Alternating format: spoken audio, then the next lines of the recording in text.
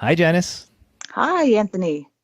So this one, we're talking about a topic that should be very close to you personally, yeah? Yes, I'm a little bit excited. We're going to cover the 5 reasons you should hire a virtual assistant, right? So whether you want more business for your own business, or maybe even you want that next big promotion at your job, it doesn't matter if you're an entrepreneur or if you're in a corporate setting. I personally believe a virtual assistant is a must-have for pretty much everyone in this day and age. So there are so many interesting and profitable ways to leverage a virtual assistant. This is a great way to preserve your time and outsource unwanted tasks. So you're just doing everything that's most important to making your business or your career grow, right? So let's start off. For anyone who doesn't know the background, let's talk about what is a VA or virtual assistant. Janice, I'll take this first part because this kind of covers. So we're gonna cover this from two perspectives. Janice from the perspective of someone who has been and continues to be a virtual assistant or virtual paralegal at least. Is that right, Janice? Yes, yep, on both. I'm paralegal and an assistant, depending on the type of business. Cool. And as I guess, entrepreneur, I have used various virtual assistants and staff for several years now, so I can speak to it from the sort of user's point of view. Yeah. Absolutely. Right. So what is a VA? And that's just somebody who's not physically a virtual assistant is somebody who's not physically present, not an employee sitting at the desk next to you, who will help you with, I guess, to whom you can delegate a lot of, I guess, non-core tasks. I don't know how else to put it. Yeah, So first, let's just carve out human versus AI assistance, because there are a lot of things in this day and age that you can automate. You have a lot of things like chatbots and Zapier and a lot of these things now that can really automate some things. So we're going to focus our conversation on the things that can only be done by humans at this point. That still require we're focusing on the humans. Okay. Well, no, because Zapier, for example, if I post something on YouTube, I can have it set up so that it'll automatically disseminate to Facebook, Twitter, WordPress, LinkedIn, etc. I don't need, Which is actually brilliant. yeah, I mean, I guess 2 years ago you might have to hire somebody, either do it yourself or hire somebody to do that. And for anyone who's out there listening, like, oh, what a lazy guy! Why can't he just do his social media by himself? When you're producing at a scale where I don't do this, but there are folks who are pumping out 5 tweets a day, 6 Instagrams, 4 4 LinkedIn's, and a Facebook and a YouTube. If you're doing all that every day consistently, it adds up, and there's an economy of scale where it's worth hiring somebody or programming somebody to do that. Yeah. Absolutely. You're probably not doing anything else if you're producing that many posts a day. I would guarantee that the person doing that has a social media person or AI Or doesn't that's sleep. actually helping Yeah. without that. Yeah, because that'd be 24 hours a day, 7 days a week, and you wouldn't be able to actually do a real job on top of that. So true. All right. So most virtual assistants are remote, meaning we talked about this, not physically sitting with you. That would be more like an employee or an independent contractor. And so your communications are mostly going to be by phone.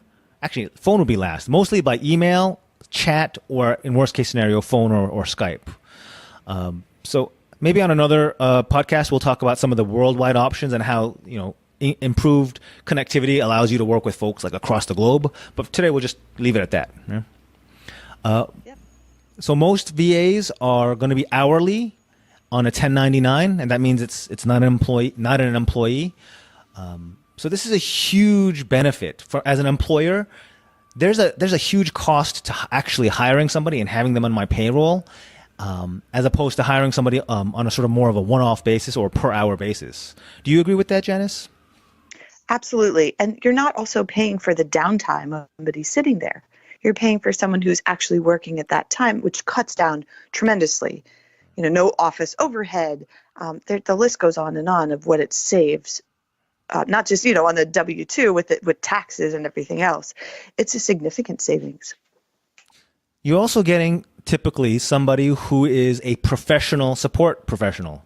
I just repeated myself, but I mean, Professional.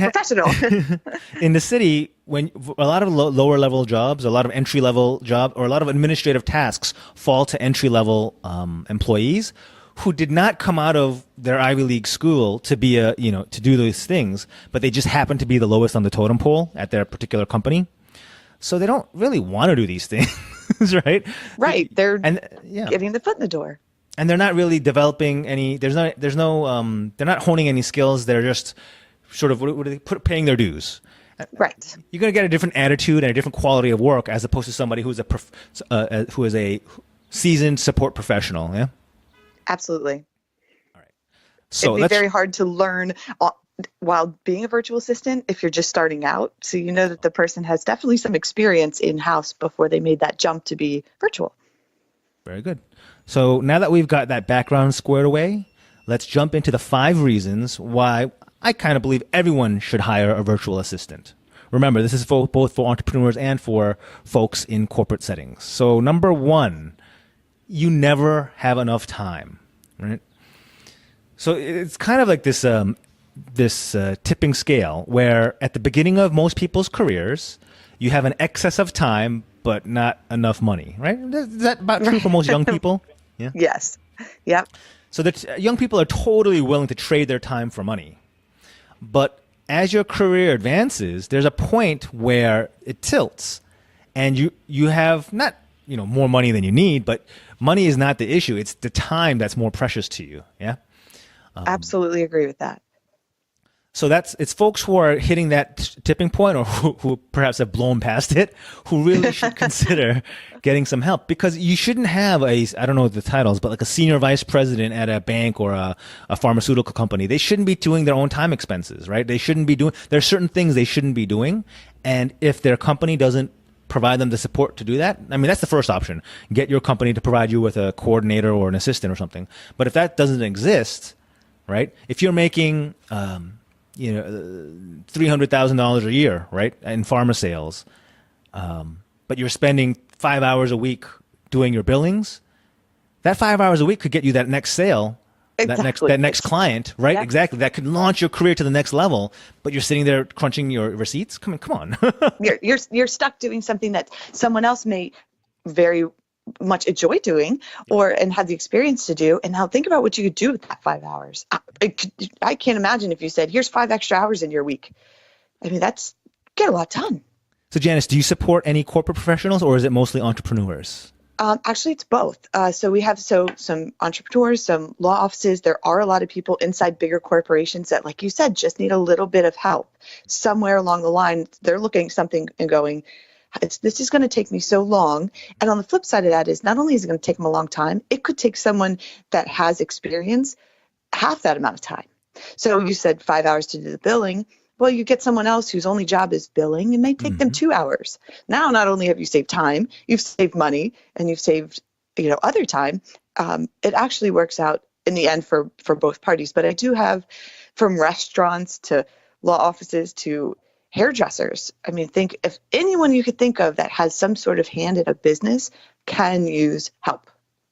So it's not just about, I would say, tell me if you agree or disagree, it's not just about the dollars and cents calculation of it takes me 5 hours versus 2 hours, but it's also like, if you have that 5 hours free, your mind is free to explore, hey, if I did this, my career could go this much further, or I could open up this new line of business at my hairdresser, or you just have that much more mental capacity to really do greater things. You have the ability to stand back and see the forest from the trees, not just get stuck in the minutia of every little task that you have to do, yeah?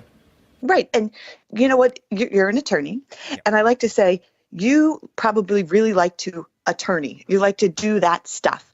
And it's the other stuff that you're like, oh, I have to do it, but I don't want to do it.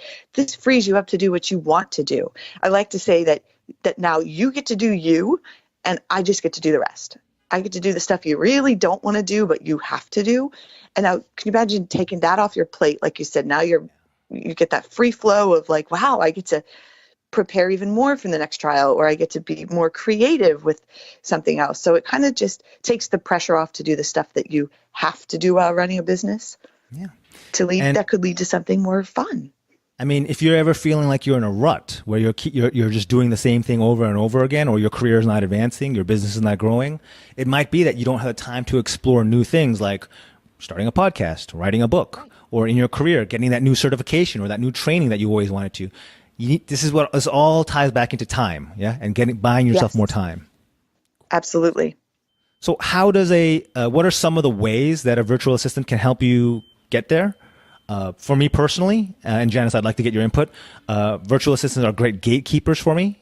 And what I mean by that is they sort of man my phones and emails so that all the solicitors, I get a lot of solicitations. Yes. Oh, yes. Yep. All the folks who want just 5 minutes of your time, which if we gave everyone 5 minutes, you'd have no time left in the world. Just guarding my time for me as a gatekeeper, and coordination, right? If I need to set up a call with my wonderful client, Ethel, she's not always at the phone and I'm not always at the phone, and email's not always the best way to coordinate. I don't want to spend 5 emails a day saying, is 2:00 good for you? How about 3? How about 3:30? Virtual assistants are wonderful for that. There are some software that do that, but they still, in my opinion, they haven't worked out the kinks yet, and a human touch is very nice on that. Yeah. And then lastly, before you jump in, Janice, what I like to call drone tasks.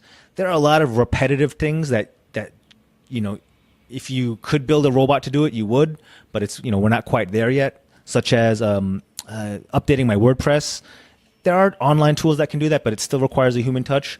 But it's still monotonous enough that I don't think I should be doing it. And yeah, that's something I would outsource to my VA. What do you think? What are some other examples of high value tasks that VAs can do? Again, the billing is one thing. You have to bill your customers. It's life. I mean, you have to do it. And I don't know too many people I have not met in my career that have said, I really like to do billing, especially when people won't pay. It just doesn't work that way. So it's really nice to hand over the reins and say, here's all my time. Just do your thing and bill them out. And miraculously, when the checks show up, because people are paying, Miraculously. it's not, and it's not you that's having to chase after your client. It's a third party that sounds really nice, but don't mess with her. Think about that. You're now getting more income because you're actually billing out your stuff. And the gatekeeper that you said is phenomenal. You have somebody watching emails, and like you said, you get 100 emails a day of, yes, we want 5 minutes. And you can have someone just nicely say back, thank you, no thank you, or just ignore it and then give you the real stuff so you know that, wow, I have 3 emails today. They must be all real. And really important. So I'm going to give them my full attention. Yep. Exactly. So 3 is better than 100. And it probably took your VA, I don't know, maybe 30 minutes a day to actually filter through that. Whereas you might be really frustrated all day long. You're sitting on the train, your email's going. Ding, ding, ding. Yes. But now wow, I only have 3 dings. I can do this. It's just not as much on your plate. And what's on your plate is really of substance.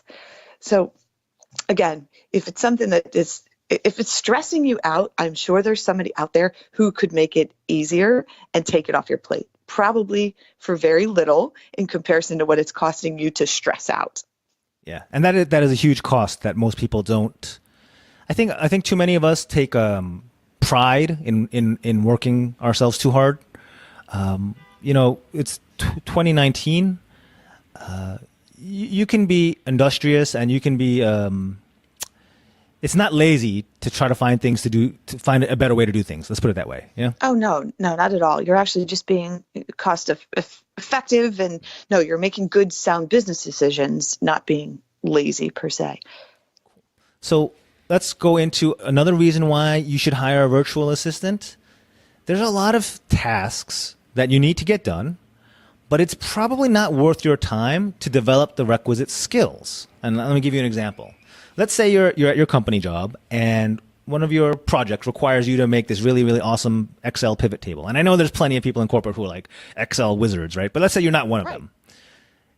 And this is not something that's going to come up again. Is it really worth your time to teach yourself Excel pivot tables just for this one this one presentation? Or can you save yourself a whole lot of time and effort and stress and outsource that essentially? Yeah. That is a brilliant analogy, because you're going to spend a whole day trying to figure out how to do it, because it's going to get frustrating. You're going to mess it up. You're going to have to start over. Yep. When somebody could probably do it in like 2 minutes.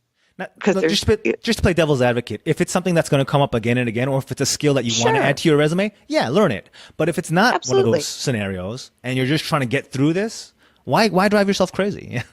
Exactly, exactly. And maybe, you have a VA like me personally. I love Excel. I think in Excel, I could do everything in Excel. But so, you have a VA, just say, hey, I need a pivot table. Again, it'd take me like 3 minutes, whereas you'd have to learn, but like you said, if you want to learn and you want to have that skill set, that's fantastic too. Just Another weigh it example, out. yeah, I mean, another example for more of the entrepreneurial realm is setting up your website or maybe podcast hosting.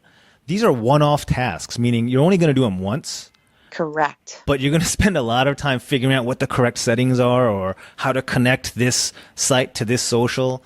Just get a VA to do it for you, and they've done it several times, so they know which mistakes to look out for, which shortcuts to use. You're only going to do this once every Yep. 5 or 10 years. You know? Yep. Once and done, and that's Yeah. it. It'll take a couple minutes, and Yeah. yep, to completely agree with you. And I have one more example, Janice. Simple designs. If you need a new header for your LinkedIn page or a small, if you're trying to make an image for your Instagram, perhaps, yeah, you can try to figure out that which is the best free software maker, or teach yourself how to use Adobe. Or there's a lot of ways of going about this. Or for literally less than $5, you can say, hey, I need an image that has Yes. a pretty sky and this and this and this text, and it'll get back to you in less than a day. Yep. Somebody has actually taken a piece of paper, used a real life pencil, and sketched out what they would like something to look like, scanned it and emailed it. And within a day, they have an entire new logo that's of high quality and everything else, but they could only get it on a piece of paper with a pencil, which is wonderful. But it was really nice to just say, okay, here's what I need it to look like. Just make it happen. And then it disappeared and it came back perfect.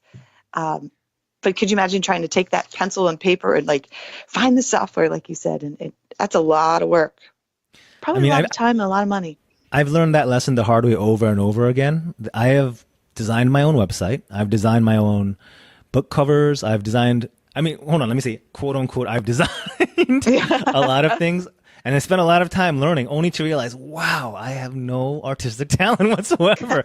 Even with the coolest, freest tools, I'm like, this is just not laying out well. And then I send it out to a very inexpensive professional designer, and it just looks so much better just by like changing the font size or the spacing. I mean, just know what you're good at, please. Exactly. And you know what? And most of the people you're sending it to, that take them, like you said, just minutes, because that's what they do all day long for hundreds of people. And they've trained. They've gone to that FIT or Parsons or whatever. Yeah. Yep. They have that eye for that design. And you know what? You lawyer, they design, and in the end, it all works out. It's like a perfect little match. All right. So another reason you should hire a VA, and we kind of touched on this before, is because your social media is a ghost town, right? Right. So I think everyone kind of knows that social media is a pretty much an essential part of your business strategy and your career strategy, if you're thinking LinkedIn and whatnot, to make sure you're networking with all the right people. But I mean, if you're at the point where you post once every couple of weeks or months even, then you don't really have a social media strategy. You just have a few accounts that are dormant with maybe not even a picture, right?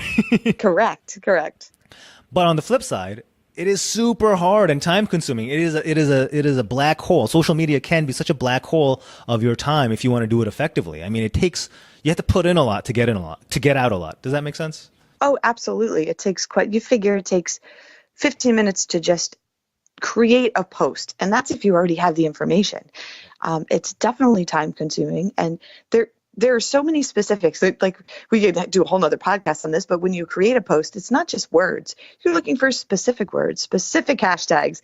Like, there's a lot that goes into one post. And what you were saying, you've got 3 Facebooks a day, 5 tweets a day, 1 Instagram a day. Do the math. And I mean, just generally, I like to think that we're in, I like to call it the content arms race. Everyone from your local deli to Gary Vee is just pumping out content. If you're not keeping up, you're not part of the conversation, right? Right. And whether that's your business or being a thought leader for the industry in which you have a career, you just need to be out there. And it's really difficult to do it on your own. Even if it's just getting someone to do the images for you, even if you're the one writing your own posts or articles, just help is very, very useful.